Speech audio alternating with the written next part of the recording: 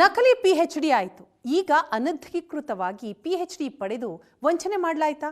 S, ಅಂತಹ ಒಂದು ಬೆಳವಣಿಗೆ ಆಗಿದೆ. ಅತಿಥಿ ಉಪನ್ಯಾಸಕರ ನೇಮಕದ ಸಂದರ್ಭ ದಾಖಲೆ ಪರಿಶೀಲನೆ ಮಾಡಿಲ್ಲ ಅನ್ನುವಂತಹ ಆರೋಪ. ದಾವಣಗೆರೆ ವಿವಿ ವ್ಯಾಪ್ತಿಯ ಸರ್ಕಾರಿ ಕಾಲೇಜುಗಳಲ್ಲಿ ಅಕ್ರಮ ಆದಂತಹ ಆರೋಪ ಕೇಳಿಬಂದಿದೆ. ಕಾಲೇಜುಗಳಲ್ಲಿ ಅತಿಥಿ ಉಪನ್ಯಾಸಕರ ನೇಮಕದ ಸಂದರ್ಭ ಆದಂತಹ ಅಕ್ರಮ ಇದು. ಆಯುಕ್ತರು ಕ್ರಮ ತೆಗೆದುಕೊಳ್ಳಬೇಕು ಅಂತ ಮಾಜಿ ಅತಿಥಿ ಉಪನ್ಯಾಸಕ ಆಗ್ರಹಿಸಿದ್ದಾರೆ.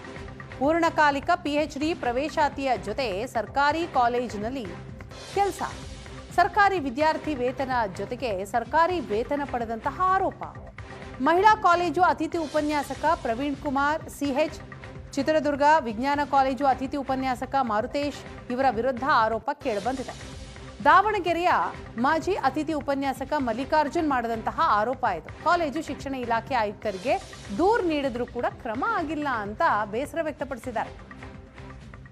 ಇವರು 3 ಜನ ಏನಿದ್ದಾರೆ ಸರ್, ಅಧಿಕೃತವಾಗಿ ಸರ್ ಇಲ್ಲಿ ಒಬ್ಬರು ನಂದೀಶ್ವರಪ್ಪ ಅಂತ ಗೈಡ್ ಸರ್, ಅವ್ರ ಅಂಡರು ಒಬ್ಬರು ಪ್ರವೀಣ್ ಕುಮಾರ್ CH ಅಂತೇಳಿ, ಇನ್ನೊಬ್ರು ಮಾರುತೇಶ್ ಅಂತೇಳಿ. ಇವರು ಫುಲ್ ಟೈಮ್ PhD ದಾವಣಗೆರೆ ವಿಶ್ವವಿದ್ಯಾಲಯ ರಿಜಿಸ್ಟ್ರೇಷನ್ ಮಾಡಿಸ್ತಾರೆ. ರಿಜಿಸ್ಟ್ರೇಷನ್ ಬಂದ್ಬಿಟ್ಟು ಫೆಬ್ರವರಿ ತಿಂಗಳಲ್ಲಿ ರಿಜಿಸ್ಟ್ರೇಷನ್ ಆಗುತ್ತೆ. ರಿಜಿಸ್ಟ್ರೇಷನ್ ಆದಮೇಲೆ ಎಲ್ಲಿ ಕೆಲಸ ಮಾಡಬಾರ್ದು ಸರ್. ಇದು central government scholarship, state government scholarship ತಗೊಳ್ತಿದ್ದಾರೆ.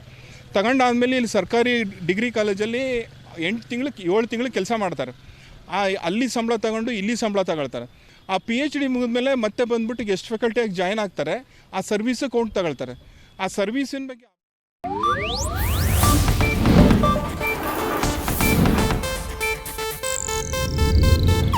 ಇದು ಏಷ್ಯಾನೆಟ್ ನ್ಯೂಸ್ ನೆಟ್ವರ್ಕ್ ಪ್ರಸ್ತುತಿ.